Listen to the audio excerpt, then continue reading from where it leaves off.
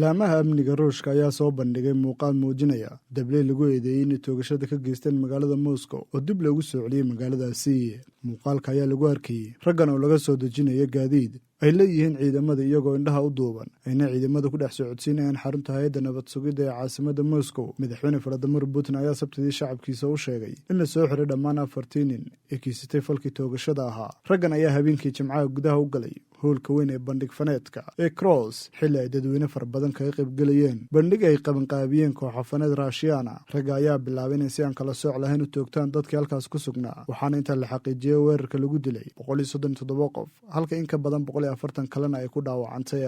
hay-adaha ammaanka ruushka ayaa xaddii sheegay in raggaasi ay sidoo kale adeegsadeen dareero holciyo ah islamarkaana ay dab qabadsiiyeen qaybta hoose ee hoolka, taasina ay qayb ka tahay waxyaabaha sababay dabka weyn ee ka kacay dhismaha. dableyda ayaa weerar kadib u suurto gashay inay ka baxsadaan goobtaasi, hase yeeshee ciidamada amniga ayaa gacanta ku soo dhigay xilli ay kusii jeedeen dhanka xadka Ukraine. dhismaha cross ayaa ah goob muusig oo sidoo kalena leh xarumo lagu dukaamaysto, waxaana uu ku yaalaa degmada Krasnodarska ee waqooyiga magaalada Moscow. madaxa hay'adda nabad sugidda ruushka Alexandra Borte ayaa sheegay inay si qoto dheer u baarayaan faldambiyeedka ka dhacay si loo ogaado maskaxdii ka dambaysa weerarka. valadimir putin, madaxweynaha ruushka oo weerar ku tilmaamay fal argagixisnimo oo wuxuushnimo ayaa wacad ku maray inay ciqaabi doonaan cid kasta oo ku lug yeelata weerarkaasi. weerarka ayaa argagax geliyey shacabka ruushka oo xilligan aan filaynin weerar caankaas oo kale ah, inkastoo dalka uu dagaal ku jiro. warbaahinta caalamiga ayaa si weyn wax uga qoraysa weerarka iyo suurtagelimada in ruushka uu weeraro uu kaga jawaabayay ka geysto dalka Ukraine, waana xilli milatarigiisa ay 2 sano ee ugu dambeeyey ka dagaalamayeen dalkaasi. weerarkan ayaa noqonaya kii ugu khasaaraha badnaa ee ka dhaca magaalada Moscow muddo 10 sano ah kadib.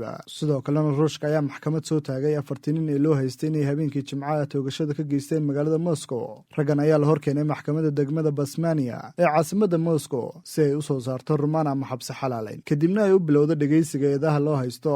3 ka mid ah ayaa maxkamadda la keenay iyagoo indhaha ka xiran, halka kan afraadna lagu keenay isagoo lagu wada gaadhiga lagu kaxeeyo dadka naafada ah. dhammaantood waxaa ka muuqday in la jir dilay. warbaahinta ruushka ayaa sheegtay in xafiiska xerilaalinta uu ku soo ogay dacwad la xiriirta falla argagixisnimo. wakaaladda wararka ee ray ayaa ku warantay in eedeysanayaasha ay wajihi karaan xabsi daayin. maxkamadda ayaa magacyada raggan ku kala sheegtay Dalershon, Said Karami, Shamsiddin Fardini iyo Maxamed Soodbiria. war qoraal oo ka soo baxay maxkamadda ayaa lagu sheegay Dalershon oo ah muwaadin u dhashay dalka Tajikistan uu si buuxda u qirtay dacwadda lagu soo oogay. Said Karami ayaa isna qirtay dembigiisa, ayaa lagu yiri qoraalka ayaa lagu sheegay 4 waa in lagu sii hayaa xabsiga ilaa inta laga gaaray 22 bisha May. xafiiska warbaahinta ee maxkamadda degmada Basmania ayaa sidoo kale baahiyey sawirada eedeysanayaasha.